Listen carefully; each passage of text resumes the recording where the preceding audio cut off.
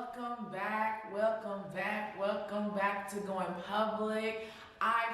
Before y'all even look at the title, before y'all even go into the comments, before y'all do anything, I personally want to thank you guys so much from the bottom of my heart from all the amazing feedback that I have been receiving from episode 1, 2, and 3 of My Truth. You guys have been amazing. It was really something that I really wanted to do. One of my prayers were to touch at least one woman, and I'm just so grateful that I was able to touch multiple women. I received multiple DMs, multiple phone calls, and for that I give God the glory. So today I don't want to just talk too much because I feel like everybody heard me speak so much in 3 episodes. So I'm here with the man with the plan. All right, so if you guys are not caught up yet, pause, go and watch episode 1, then watch episode 2, then episode 3, then come back here to watch the finale. So I told myself there's no way that I can sit up there and talk about my journey, talk about my marriage, because I'm not the only one that's married to myself. So I said, why not bring the man with the plan, with the project, with it all, to come on this video with me and to complete the thing, right? Let's do this. So, you want to say hi to the Go Public family? Hello everybody. Please don't be shy. I'm not shy. For those who know him, y'all know he's not shy. You want to say hi to the Going Public family? Hello Going Public. My name is Joe, Betty's husband. Yes. I'm glad to be here on this platform. Yes. Share with you or respond to your questions. Yes. I can't wait to respond to you. Hopefully we have some. Amen. Okay, so basically, if you guys have seen the title, we are going to wrap up this series of My Truth, His Truth, Our Truth. And what I did for the last episode is I went ahead and asked a couple questions to a couple people. I didn't ask the questions via social media because I didn't want it to be an uproar. So I just asked a couple people here and there on what they wanted to hear from Joe. And I have a couple questions for you. Are you ready to answer? So he doesn't know about the questions. I didn't show it to him. So he's gonna freeball this whole thing. You ready? Don't be nervous. Be authentic. Be yourself. My prayer for you is that when you speak, that you touch at least one man out there. Amen. I got him on that one with the amen. So question number 1 is, how did y'all meet? What was the first encounter? How did we meet? From your point of view. How did I meet with you? Yeah. I was taking pictures at this wedding. Actually, that day I went to work for overtime at my old job, and Anish called me that he needed help. That was my old boss. I was a little bit hesitating, but there was some part of me just wanted me to go. So I clocked out early and then left my job. I know I got in trouble after that. And it was a day of a lot of things. And I was taking pictures and I saw this lady in black. Black is my favorite color, by the way. So, I mean, at first I didn't see her. I just came to take pictures from each tables. And then I was walking outside, but I just felt something weird, a weird feeling of like, we're African, so I was like, nah, I said, who's trying me? And then I turned around and looked around, I didn't see anything, and I tried 2 more steps, I felt the same way. I was like, nah, I'm going back because I was sitting at the table, but I didn't see her. And then I sat at the table, then I saw her. I was like, I asked people that was sitting with her, who's that? Who's like the lady or the girl at that time, right? So, I was 19. yeah. And they were like, oh, whatever, Joe, whatever. And I walked outside. I was sitting with my friend, waiting for my check, because I had to go. And then I saw Betty's sister, Karina. I don't know how old she was that time. I was like, oh, hi, how are you? I mean, my English wasn't good. But I'm sorry, I apologize, Karina. I thought Karina was the older sister, so I was like, c'est ta petite sœur? Is that your little sister? She's beautiful. I still remember the day. And then sometimes I saw Betty working outside, and then I never seen her before. I tried to talk to her. She played hard, as every woman. Um, I tried to get her number. She didn't give me the number, and the only information I received was she was going to college, 4 or 5 hours away from where we were. I told her I would drive to visit her, but she walked away, and then people were telling me, her father was, how you say it, méchant. He'll beat me up if he sees me talking to his daughter, so I was like, whatever. And then she walked away. And after that, History. yeah, after that, History. yeah. Right. Okay. Yeah, I feel like it's pretty accurate. If you watch episode 1 of me telling my side, it's pretty much, you got both sides. So number 2, the question is, why her? That's a very good question. It's just like the same way you're asking someone why you love them. If you find a reason of why you love that person, you might not actually love them after that. But why Betty? She's a perfect match to what I'm called for, and she's. I think the key is that will open a lot of doors. So why not other women? Because she's just special. She's a prayerful woman. She's beautiful. She's kind. We have the same heart.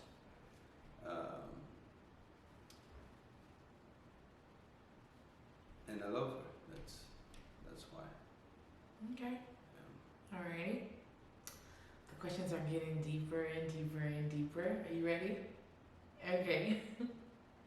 Do you feel like you proposed too early? And before I even let him answer, he proposed after 4 years of us dating. So do you feel like even with that much time spent together, do you feel like it was too early? Now looking back, now that you're looking at the whole situation and how long we've been together now, do you feel like that was the right time for you to have proposed? As I always say, there's no perfect time to take some type of responsibility. It goes from being a parent. There's no special time to be. Oh, now I want to be a parent, or now I want to be a millionaire. No, it's you grow within the situation. I did not plan to propose to Betty that year. As a matter of fact, I was supposed to be in Paris that year, around the same time. We never talked about getting married.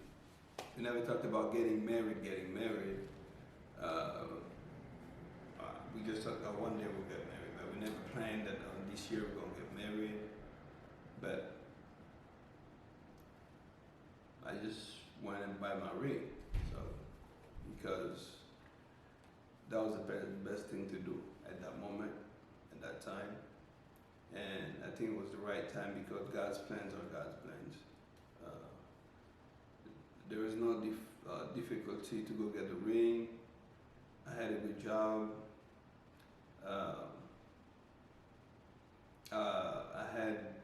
There was no reason to not proposing. So there's no specific times to.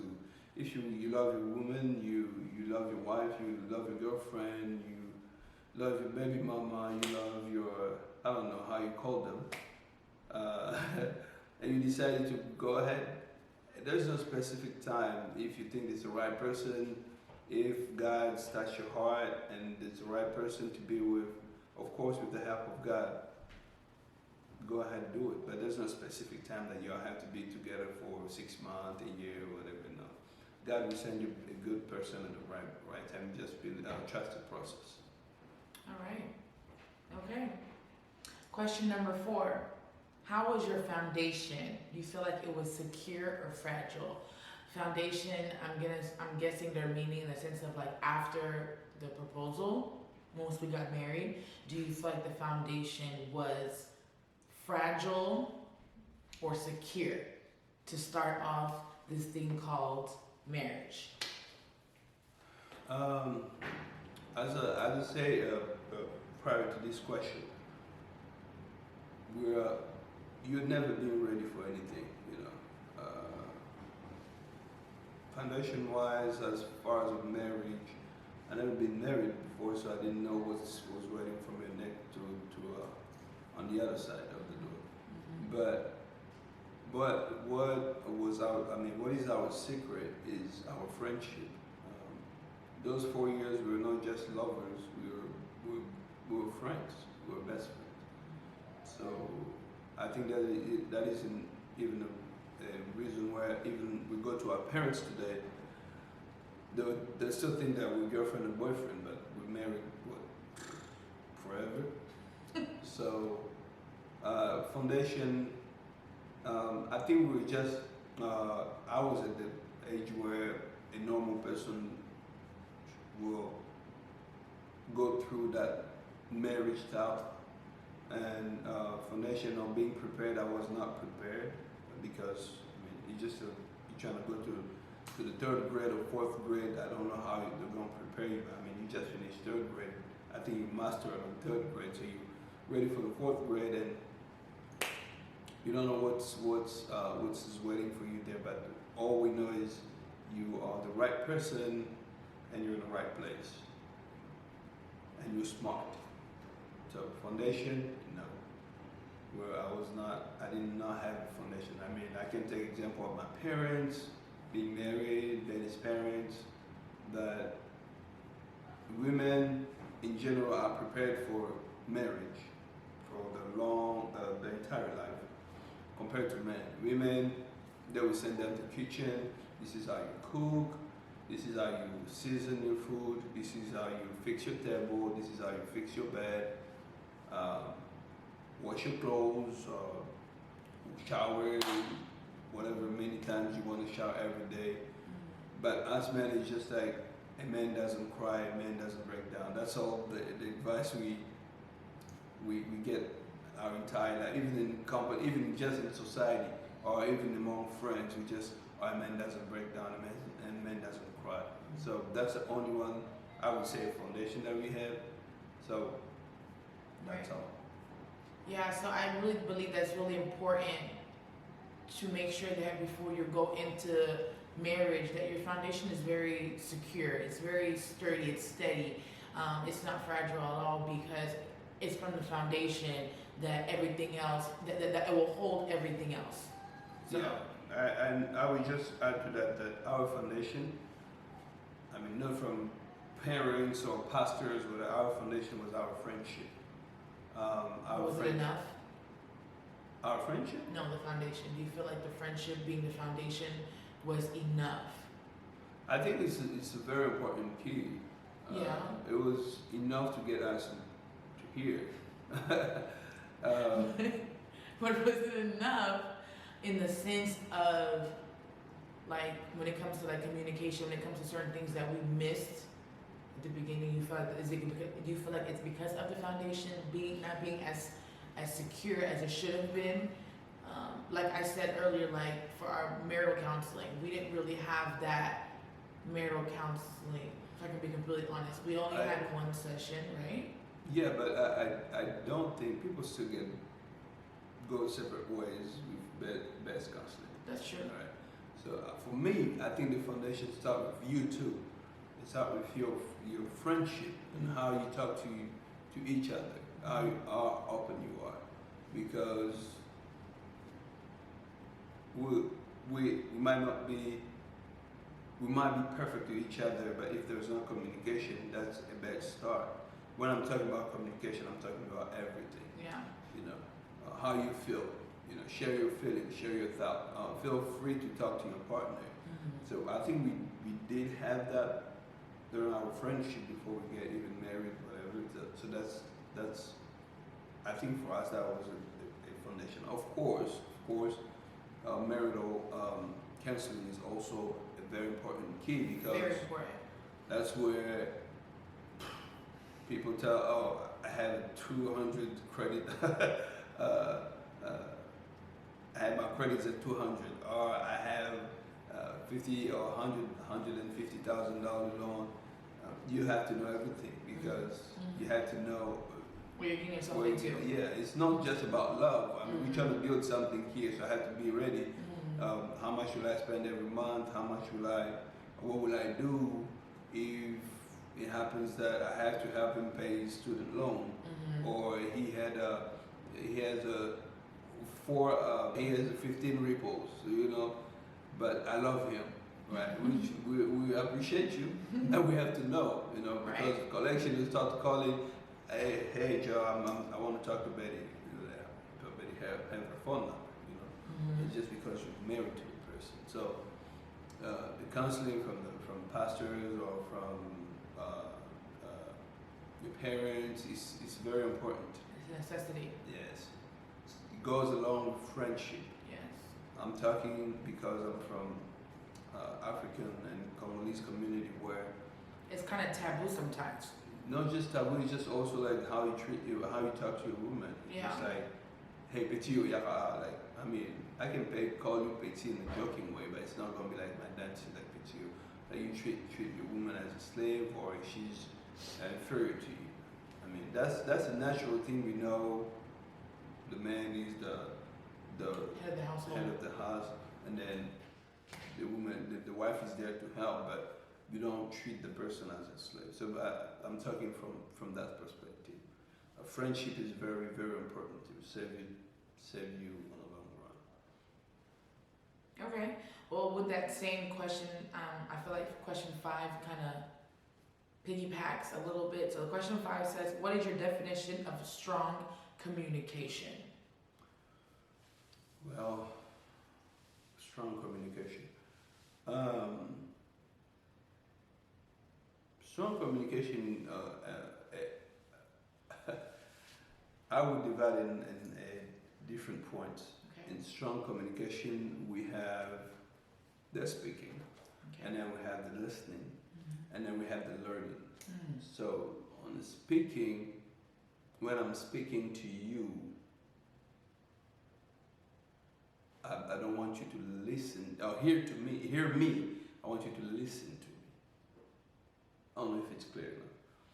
There's hearing and listening, right? When I'm speaking to my partner, I want her to listen. So when you're listening, you can understand what I'm trying to say. But when you're hearing me, you already have your heart beating, responding, So understanding is, I can tell my wife, leave me alone, right? Maybe I'm having a rough day, but she just heard me saying, leave me alone, right? So if she's hearing me, she would get upset. She would get upset. Oh, what's going on? If he can't talk to me like that. Leave you alone? Okay, I'm gonna leave you alone. Get my car, go to my mom's house, right? But then I say again, leave me alone. If you're listening to me, what's wrong with him? I'll give him 2 minutes and I'm going to talk to him, right? So behind my leave me alone, you understood something wrong with me. And then from there, you're going to learn what's wrong with me. And then if you can help, you can help. Right? So the other part of learning is in communication, you learn your partner. You learn how they feel, what they like, even what's their favorite color, what's their favorite movie, what is their favorite activity, or what do they like to be surprised with, and you learn it from there. Because if I'm just there, women like flowers. Not every woman like flowers. Betty doesn't like flowers, so you just know every woman likes flowers. Then you bring flowers, they don't they don't accept your flowers, or They don't treat you flattery with kindness. Don't get upset because you did not learn, you did not communicate, you did not listen when she was talking. Right. You know, that's just a simple example. So communication is a little bit of all of that. And if I can add to that part, I will say the love languages. I know a lot of people take that for granted, or maybe don't see the how heavy and the importance. There it is, the importance of knowing each other's love languages, because communication plays another role with that. Just like he said, for example, I don't like flowers, but he brings me flowers. That means he doesn't really know me. Same thing with the love languages. Believe it or not, me and Joe have been together for now 11 years, and I feel like we finally understood each other's love languages. What, 2 years ago? Maybe, yeah, about 2 years ago is when we realized each other's love languages. It was through counseling that we figured it out. So, for example, for the past 9 years or so, I'm pretty much, for example, thinking that one of his love languages is, let's just say, physical touch, but it's actually words of affirmation. So I'm spending most of my time trying to, physically touch, thinking that I'm drawing, I'm I guess like making him feel loved by physically touching him, when all along, all he wanted me to do is just speak. How are you? How was your day? The words of affirmation. So learning each other's love languages plays a very big role, and that also falls underneath that bracket and that umbrella of communication, of how strong and how serious it is to communicate. Because without communication, I promise you, you won't go for it. Period. There's no marriage without communication. Am I right or wrong? That's correct. Even in friendship, if there's no communication, what are we friends for? Because you would never know what I like, what I want to do. I like to go to church, I like to go to hookah bar, for instance. We would never hang out because it won't click. Yeah. So it's just an example. Yeah. All right. You ready for it? All right. So question number 6, it kind of goes into episode 2 of My Truth. So the question that I guess everybody wants to know is, why did you have an affair? Why? Yes. What is your why? That's a good question. Yeah. Why? I mean, there's no why. You can't accuse people. We're human beings, and we're unsatisfied eternally, Even God bless you with $100 today, you still think it's not enough. Tomorrow you ask for $300. He gave you $500. You're still thinking it's not enough. So it's not to blame anybody.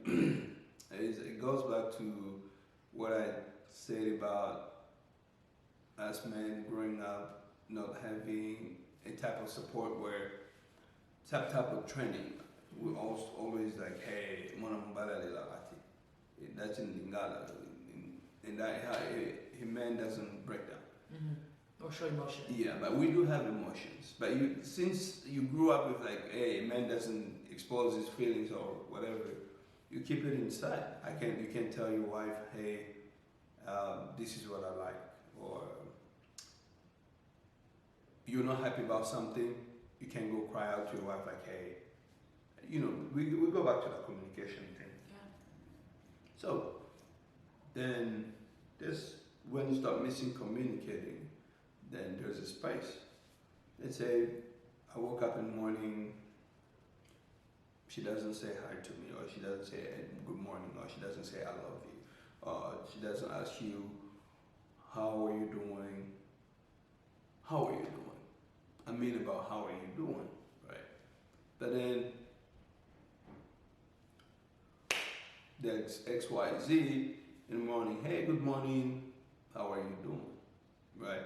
So you start feeling like, okay, this $100 over here is more than $100 that I have here. You know what I'm saying? So I'm not trying to blame anybody. It's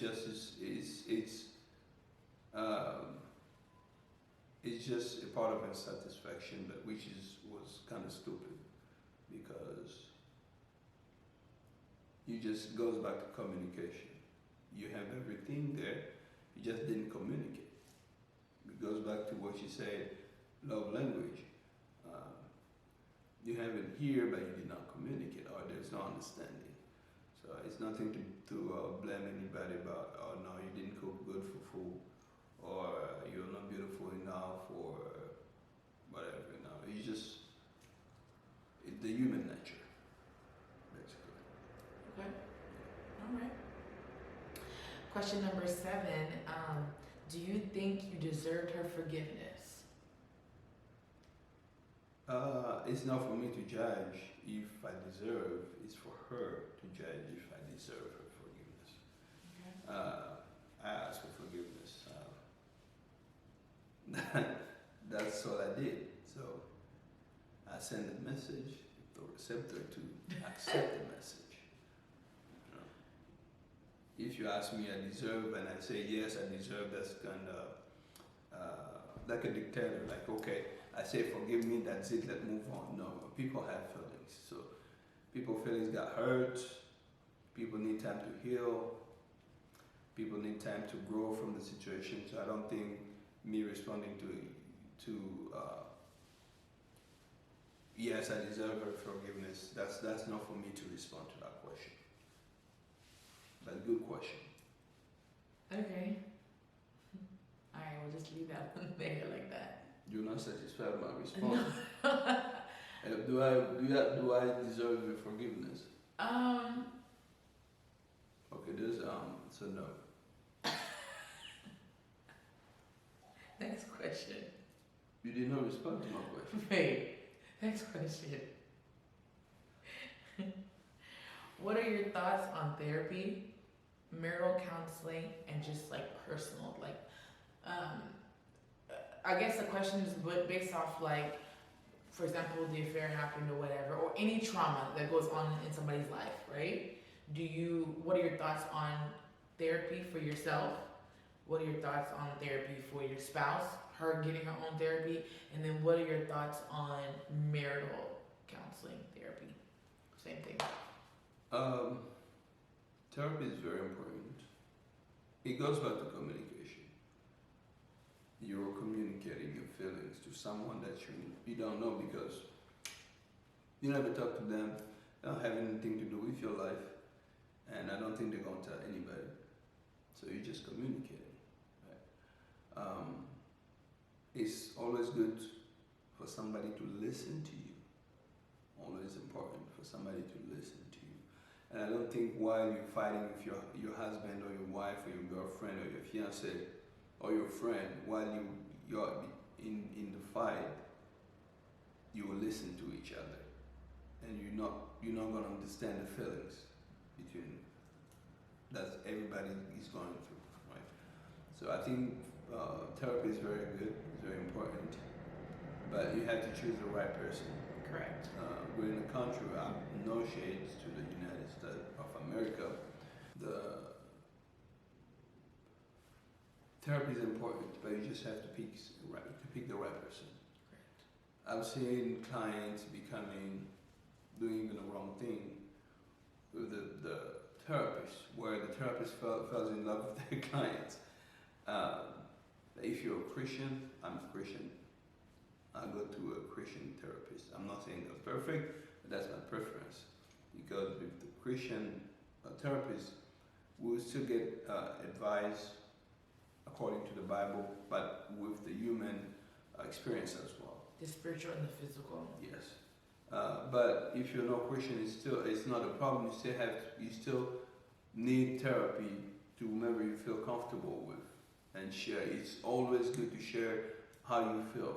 It's very important because it will help you to avoid some mistakes. We've seen people hurting themselves, people committing suicide just because they couldn't find someone to talk to. If you don't have money for therapy, there's a lot of programs around here where you can find on Google. You can talk to the wall. You can talk to God if you're a Christian or you believe in God. You can talk to God. If you don't trust anybody, talk to the wall. and release yourself. If you want to punch the wall, but release yourself. I'm just saying, it's some sort of therapy. Therapy is very important. And when you're in a couple, it's also good for your spouse to go to therapy. But she has to go to therapy.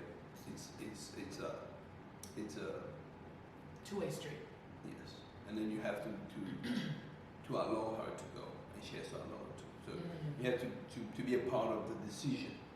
You cannot just let herself go to the therapy. You stay at home because her going to therapy is going to bring some type of change that you will not understand. Then whenever she comes home, it's another tension, and that's how you see the Christian people go a part of the way just because one party didn't want to go to therapy. You don't have to go together. You don't have to go to the same place. But it's advised that it's Yes. better to do that though. Yes. But that's why it's good to choose the right person that you guys are both comfortable with, so you guys can both see the same person. Put the pride aside, okay? I know as men is just like we're perfect, we're complete, we're strong, we can share our feelings because the other person will make fun of me or feel like I am not man enough, but that's not true. You have to communicate how you feel with another person and see, and have somebody listen to you. I know sometimes we if you talk to your wife, you feel just like she becomes your mom. And then she starts telling you things you don't want to listen to her. It's fine. It's normal. It's a normal thing. Go talk to another therapist. Why do you look at me like that? Talk to another person and share how you feel. You know, it's very important. That could even help you to start to open up to your wife or your partner anytime after going to therapy. Okay, so let me ask you this, 'cause I don't want to say the wrong thing. You feel like people should already have that there, should already go to therapy before they get married, right? So they're not having to have these issues in the marriage of, oh no, I need to go seek a therapist when we're married because we're having all these issues. You feel like this is why you need to have that premarital counseling to know exactly what you're going to get yourself into, so you already have that mindset of if you need to take that, if you need to see a therapist or speak to somebody prior to walking down the aisle. Because once you walk down the aisle, then it's like you're not only dealing with your personal issues, you're now dealing with your spouse's issues, correct? Yes. We're talking about married people, right? Correct, married people. It's important. I think the process of talking to the marital counseling Yeah, is and single important. people too, actually. It's type of therapy. But even Yeah. yourself, just not even married, just like a single Yeah. person. Yeah. You need therapy. Yes. It's fine. It's so good. Yes. You see your life or somebody explain your situation in different view, and then advise you maybe from their experience or maybe just because of their wisdom. So they can help. As a married people, if you feel like, hey, this is because it's a big decision. It's important to still go into counseling.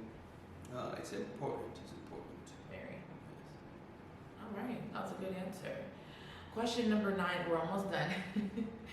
What would you advise a husband considering having an affair? Someone who's thinking about it, because it's always something that's in the mind, right? You think about it and then you react. So somebody who's thinking about taking that fall, what would you advise them? I'm not the right person to Yes, give you you are. advice. I'm not. Yes, you are. No. You are the perfect person to advise them because you've been through it. The only person that can speak on something, someone who's actually gone through it, because now you know the pros and cons of taking that action. The reason why I'm saying I'm not the right person because my hands are dirty. Okay, I cannot tell you what to do because of what I've done. Right? You did it. Nobody told you. It's your choice. So for me, I think it's a lot of work. Having enough. It's a lot of work. How so? It's a lot of work. It's a lot of lives. A lot of hours, energies, money, time. I can still name everything. You know, it's if you can talk to your spouse, just talk. Explain. It goes both ways, women and men. There are women cheating every day too. Correct. So Correct. it's a lot of work because whenever that phone ring, you have to start finding a reason where you at, what you're doing, who you're with. If you don't respond, where your phone was off, or what happened to the money in the savings, or where did you go, lies. And then lies destroy you. You're not just destroying your partner's life, you're destroying your life. I'm pretty sure you're lying to the other person too, so you're destroying 3 lives in one time. You know, it's not a good. I mean, it's not a good idea. It's not a good thing. I'm giving you an advice. It's for you to take or to leave it. If you have enough energy to work 2 jobs. It's just like to have 2 jobs, 2 cars, 2 families, 2 lives. But I'm telling you, for me, I would advise you to focus all your energy to one place and then work it out. If it doesn't work out, I'm against divorce, but if it doesn't work out, try again. If it doesn't work out, try again. If it doesn't work out, then we go to therapy. Seek help, But don't try to mix all those things together. It's time consuming, it's energy. You might feel sick. You go to emergency sick, but you're not sick because you're tired of lying. You're tired of juggling lives. Switching now. I'm Betty's husband, and then outside you're somebody else, and then coming back to yourself. When you're by yourself, you just don't know who you are anymore. It's a lot of energy, a lot of sinning. All right. Question number 10. Do you feel like it broke something in our relationship? Yeah. Well, our relationship will never be perfect, so but we're working on the imperfections. So the trust is not going to be the same. The love is not going to be the same because the person will still thinking that you're not saying the 100% truth. I think if you sort it out very good, it's going to be better than before because what you were scared of happened. Don't get me wrong. It happened, and now you went to the flows. There's an Japanese art called kintsugi, right? It's an art of fixing a broken pot or broken art with gold, right? So it's just a metaphor of broken pieces and being fixed. You go through the flaws and trials and then build up again. So I think it's not going to be the same, but it's going to be better because now we're adding gold around our broken pieces, our broken relationship. I'm pretty sure that you watched it on one of the Betty's episode where she talked about the 3rd chord, right? That gold is Christ is making this relationship even way better than before. We're going through our relationship based on our knowledge, right, and our own understanding. But now we depend on God's purpose. With Christ, it's even better from this relationship. I believe that a lot of people will get advice, or will get help on what we went through, like the outcome. All right. Question number 11, and then we have one last one, so it's only 12 questions. Question 11 is kind of a tough one. Do you think that you set a good example for your sons? Because, for example, if Eddie grows up and something like this happens, God forbid, and he does this to his wife, like, do you feel like we set a good example for them?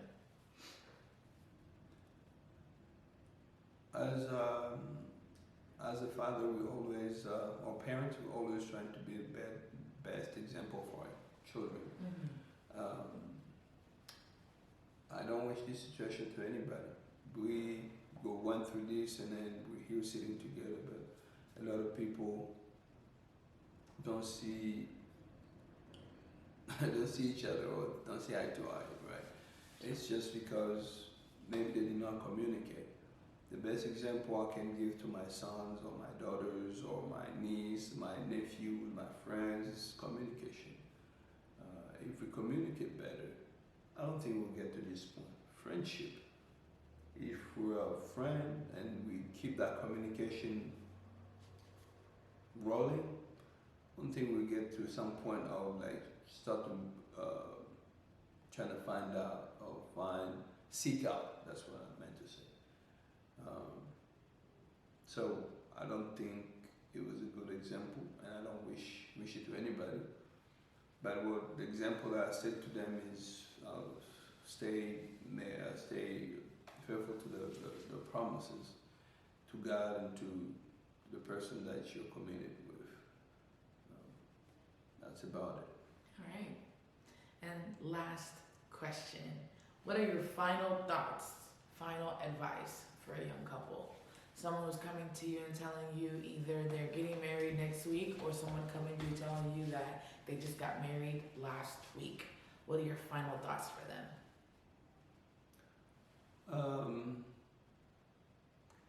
It was funny. I was at this wedding, so I talked to this young couple. She was like, "Yeah, this is my girl. We're planning to get married." I asked him, "Why do you want to marry her?"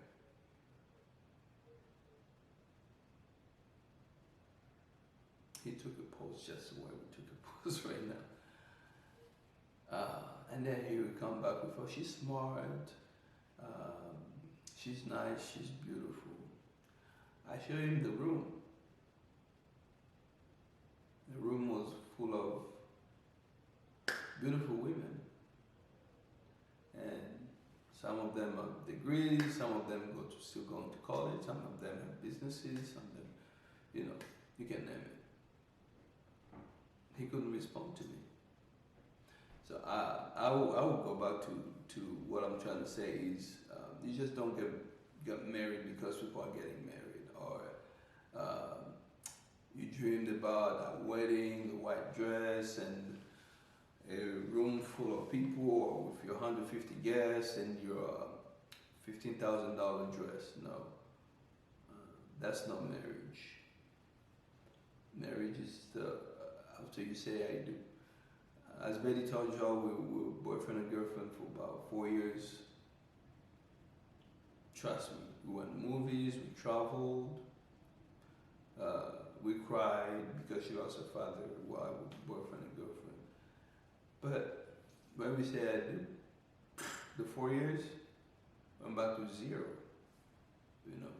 Felt like it. Yeah, because now it's Reality. it's a reality. It's you sleep in the same bed with the person. If they were not showering for 3 days, you would know that now they can't shower for 3 days.